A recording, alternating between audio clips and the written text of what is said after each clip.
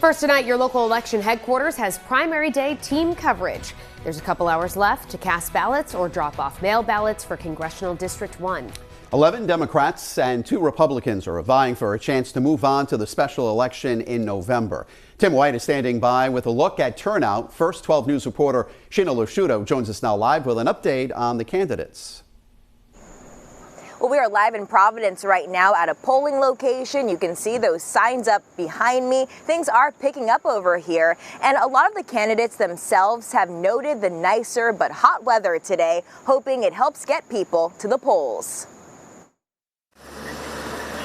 13 people, all vying to fill the open seat in Congress, wait anxiously as Rhode Islanders head to the polls Tuesday. 11 of the candidates are Democrats, including some familiar faces in the political world, like Lieutenant Governor Sabina Matos, voting with her daughter in Providence Tuesday morning. Every time I go to vote, I'll bring her, because at the end of the day, it's about the next generation. So you're just representing the next generation with me. The crowded primary to fill David Cicilline's vacant seat in Washington, D.C. also includes former state rep Aaron Regenberg. To me, this is really about who's going to continue David Cicilline's legacy. Again, I think he's been someone who's not just been on the right side of issues, but he's been actively working to move an agenda effectively for our democratic values. 12 News spoke to 4 of the Democrats, all while they were casting their own votes Tuesday, hours before they'll eventually be at a party with supporters awaiting results. Originally from Columbia, State Senator Sandra Cano says it's a proud day for her. I came under political asylum. This is the country that provided me all the opportunities I had, a great education, a safe home. So knowing that, this is the way that I say thank you to the United States through public service. We also caught up with Gabe Amo, who previously worked for both the Biden and Obama administrations.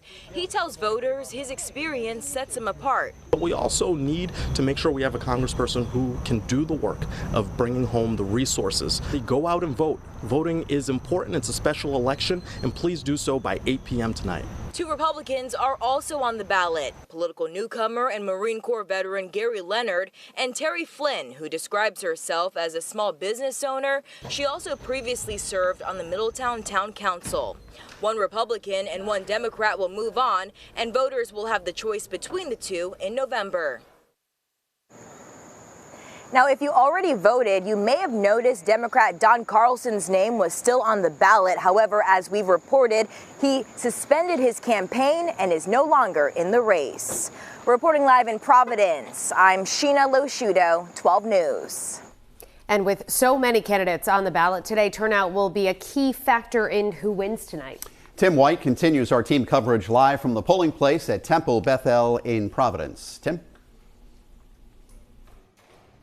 Hi, Mike and Shannon. Yeah, there have been a steady stream of voters here at the Temple Bethel on the east side of Providence. And right now, there's actually the first time we've seen a small wait to get your hands on a ballot here. But turnout here has been above average in the rest of the district at about roughly 25%. When you zoom out to the rest of the district, according to the Rhode Island Secretary of State's office, as of 5 o'clock, about 34,000 people have voted so far, but that represents just 9% of registered voters in the 1st Congressional District who have cast a ballot.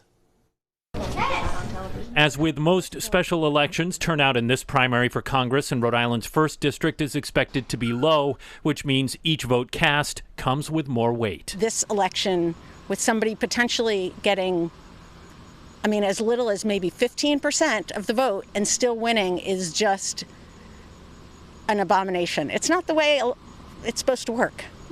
15% of the Democratic primary should not determine who our congressperson is. Even if it's my candidate, I don't think that's right. With fewer races acting as a magnet to draw people to the polls and the primary falling the day after Labor Day, 12 News political analyst Joe Fleming says he won't be surprised if only about 10% of the 340,000 registered voters in the 1st district cast a ballot. Are you still sticking around prediction 30,000? I think somewhere between 30 and 40,000, saying all along. It could change, but right now it looks that way. Data from the Rhode Island Secretary of State's office shows baby boomers still make up the largest generation to turn out at the polls in the 2020 2022 primary, 41% of voters were baby boomers, 25% Gen X, followed by millennials at 18% and Gen Z at 5%. And I voted today along with my wife, as everybody else should. But even in an off year, many voters say it was hard to miss. There was an election on the horizon. I watch things on television,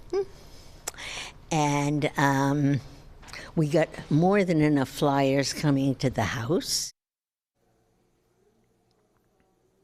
Now, Mike and Shannon, doing some quick math here. If between 30 and 40,000 people vote in the Democratic primary and there are 12 names on the ballot, it is conceivable just 10,000 votes could decide who goes on to the general election.